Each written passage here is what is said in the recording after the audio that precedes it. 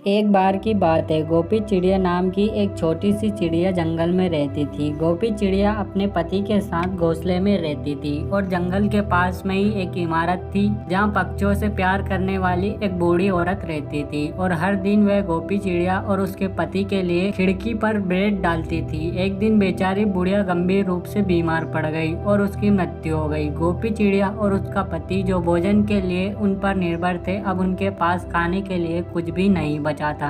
गोपी चिड़िया के पति ने कीड़ों का शिकार करने का फैसला किया, लेकिन दुर्भाग्य से उसे एक दो कीड़े ही मिल पाते थे और वे दो थे, इसलिए उनका भोजन पूरा नहीं हो पा रहा था। कीड़ों का शिकार भी नहीं हो पा रहा था। गोपी चिड़िया और उसके पति ने भोजन के लिए खिड़कियों पर चोंच मारने का फैसला किया, लेकिन लोगों ने उन्हें बिना खाना दिए ही वापस भगा दिया। एक दिन एक बेकरी वाले ने गोपी चिड़िया को भगाने के लिए उस पर राख से भरी एक बोरी फेंकी और गोपी चिड़िया भूरी हो गई। उधर गोपी चिड़िया के पति को आखिरकार एक ऐसी जगह मिल गई थी जहाँ खाने की कोई कमी नहीं थी और वहाँ से कई सारे कीड़े लेकर आ रहा था और बहुत खुश था। लेकिन वह जब घोंसले में आता है तो उसे गोपी चिड़िया नहीं मिलती है।